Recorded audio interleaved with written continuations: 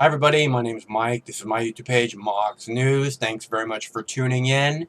Okay, so I think the best way to send the Democrats a message tonight on their big debate where they ban Tulsi Gabbard is to everyone begin Googling Tulsi Gabbard now. We're midway through the debate. If you begin Googling Tulsi Gabbard now, and she becomes the most Googled person during and after the debate, then I think that will send a loud and clear message to the media and to the DNC. So let's start that now. Go to Google. Google Tulsi Gabbard. Sorry, Tulsi Gabbard. Or Tulsi 2020, either one, but Tulsi Gabbard would be best if you just Google Tulsi Gabbard, and then let's see what they have to say about that after the debate. Right, most Googled Democrat presidential candidate during and after the debate with Tulsi Gabbard, just like the last two debates. There's no other candidate that was the most Googled person after the last two debates except for Tulsi Gabbard. So fuck your bullshit polls. This is what the American people, this is what the people are saying we're interested in. If you want us to be interested in Democrats, you best begin listening. Google Tulsi Gabbard now. Thank you very much. Stay cool. One of these days this war is gonna end. Mox News survives solely on contributions and donations from good people like you. It'd be really awesome if Mox News could be there to celebrate that day, the day that the war ends, with all you people. But it's only going to happen if you give something back. Please give something back. Thank you. The podium places based on their current standings in nationally recognized polls with the leading candidates in the center. All candidates have been told they can have 1 minute to make an opening statement, and we're going to begin in reverse polling order with Secretary Julian Castro. Good evening y bienvenidos a Texas. Welcome to Texas. It's great to be here at TSU, home of the Tigers. You know, on January 20th, 2021, at 12:01 p.m., we're going to have a Democratic president, a Democratic House, and a Democratic Senate. There will be life after Donald Trump. But the truth is that our problems didn't start just with Donald Trump, and we won't solve them by embracing old ideas. We need a bold vision. Universal pre-K and universal health care, unleashing millions of new jobs in the clean energy economy, a tax system that rewards people who have to work for a living. But first we have to win, and that means exciting a young, diverse coalition of Americans who are ready for a bold future. That's what Kennedy did. It's what Carter did. It's what Clinton did. It's what Barack Obama did. And it's what I can do in this race. Get back Michigan, Wisconsin, and Pennsylvania, Florida, Georgia, and Arizona, and finally turn Texas blue and say goodbye to Donald Trump. Senator Klobuchar. Good evening, Texas Southern. I believe that what unites us up here, the 10 of us, is much stronger than what divides us. And I think that's true of our country, too. Now, I may not be the loudest person up here, but I think we've already got that in the White House. Houston, we have a problem. We have a guy there that is literally running our country like a game show. He would rather lie than lead. I think we need something different. I am someone that tells the truth. I don't make promises that I can't keep.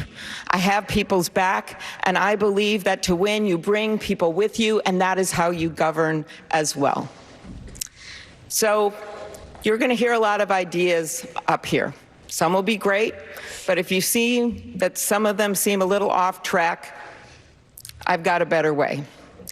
If you feel stuck in the middle of the extremes in our politics and you are tired of the noise and the nonsense, you've got a home with me. Because I don't want to be the president for half of America. I want to be the president for all of America.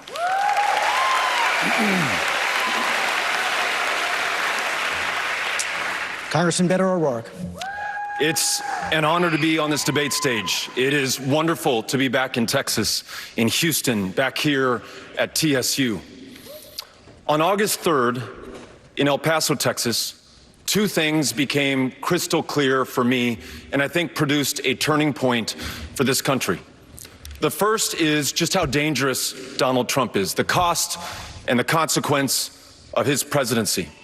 A racism and violence that had long been a part of America was welcomed out into the open and directed to my hometown of El Paso, Texas, where 22 people were killed, dozens more grievously injured by a man carrying a weapon he should never have been able to buy in the first place, inspired to kill by our president. The second is how insufficient our politics is to meet the threat that we have right now. The bitterness, the pettiness, the smallness of the moment, the incentives to attack one another and try to make differences without distinctions, mountains out of molehills. We have to be bigger. We have to see clearly. We have to speak honestly, and we have to act decisively. That's what I want to do for you as President of the United States. Thank you. Senator Cory Booker. It was over 20 years ago that I was a law student and moved to inner city Newark, New Jersey to serve as a tenants' rights lawyer to try to address the challenges in my community. And I was sobered by them, the gun violence, the substandard housing. But it was my greatest mentor, a woman named Miss Virginia Jones, who challenged me. She said, boy, if all you see in this neighborhood is problems, that's all there's ever going to be.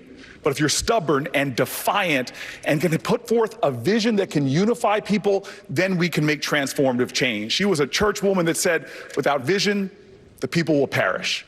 Well, that's exactly what we did. We created extraordinary unity in our community, and we did things that other people thought was impossible. That's the story of America. At our best, we unify. We find common cause and common purpose. The differences amongst us Democrats on the stage are not as great as the urgency for us to unite as a party, not just to beat Donald Trump, but to unite America in common cause and common purpose. That's why I'm running for president, and that's how I will lead this nation. Entrepreneur Andrew Yang. In America today, everything revolves around the almighty dollar. Our schools, our hospitals, our media, even our government. It's why we don't trust our institutions anymore. We have to get our country working for us again instead of the other way around. We have to see ourselves as the owners and shareholders of this democracy rather than inputs into a giant machine. When you donate money to a presidential campaign, what happens? The politician spends the money on TV ads and consultants, and you hope it works out. It's time to trust ourselves more than our politicians. That's why I'm going to do something unprecedented tonight. My campaign will now give a freedom dividend of $1,000 a month for an entire year to 10 American families, someone watching this at home right now. If you believe that you can solve your own problems better than any politician, go to yang2020.com and tell us how $1,000 a month will help you do just that. This is how we will get our country working for us again, the American people. Mayor Pete Buttigieg.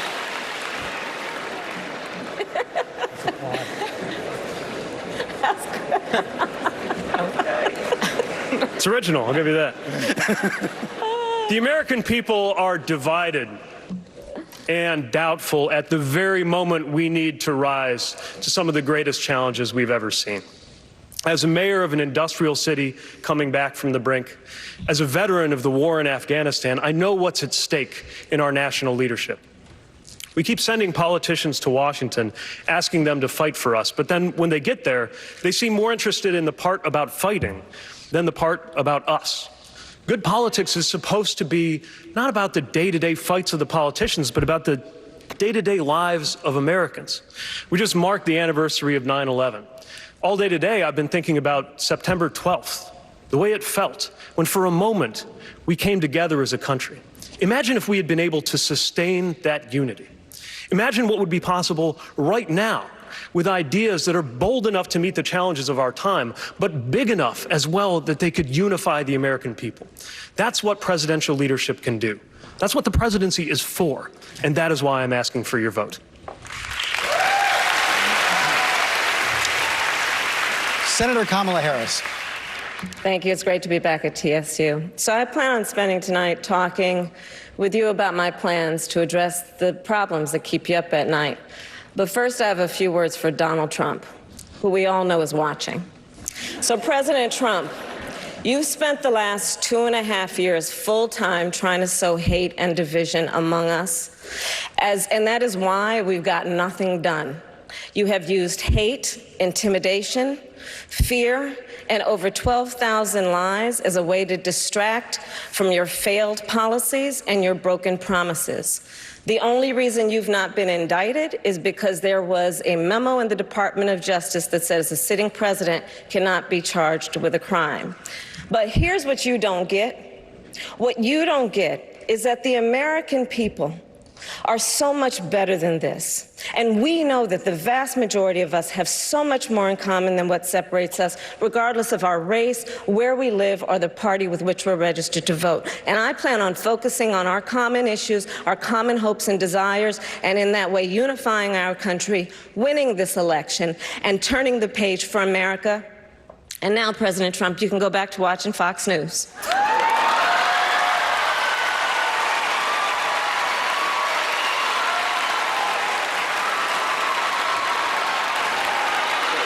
Senator Bernie Sanders.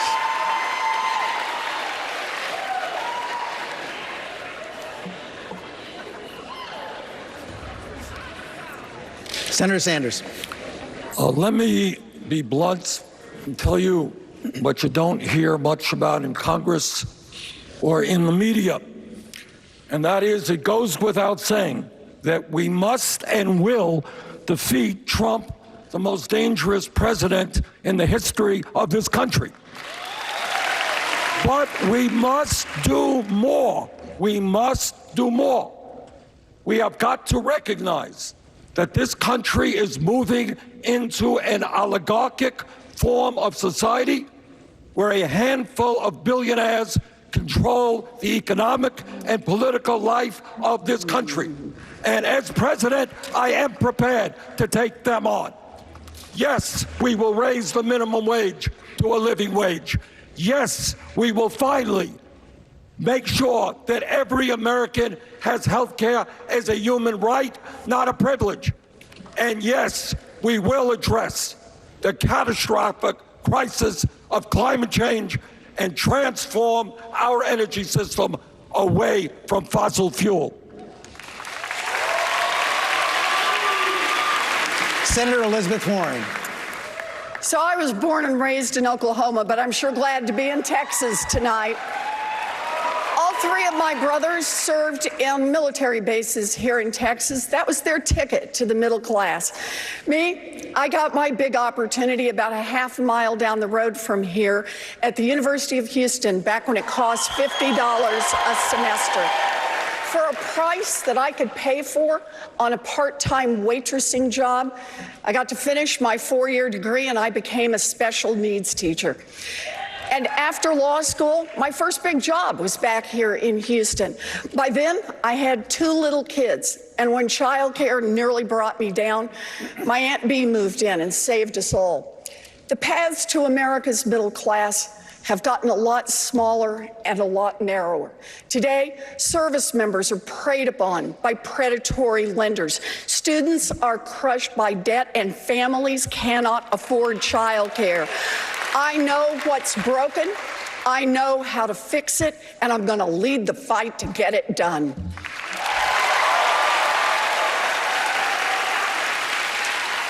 Vice President Joe Biden. You know, when President Kennedy announced the moonshot, he used a phrase that sticks with me my whole life. He said, "We're doing it because we refuse to postpone." Well, I refuse to postpone 1 more minute, spending billions of dollars on curing cancer, Alzheimer's, and other diseases, which if we invest in them, we can find cures. I refuse to postpone giving every single child in America, no matter their zip code, pre-K all the way through high school and beyond. I refuse to postpone any longer taking on climate change and leading the world in taking on climate change. Look, this is the United States of America.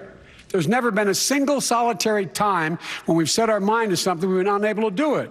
We're walking around with our heads down like, woe is me. We're the best equipped nation in the world to take this on. It's no longer time to postpone. We should get moving. There's enormous, enormous opportunities once we get rid of Donald Trump. Candidates, thank you. Several of you said you are more united than divided, and that is certainly true. All of you agree on one big thing: the goal of defeating President Trump, driving the country in a new direction.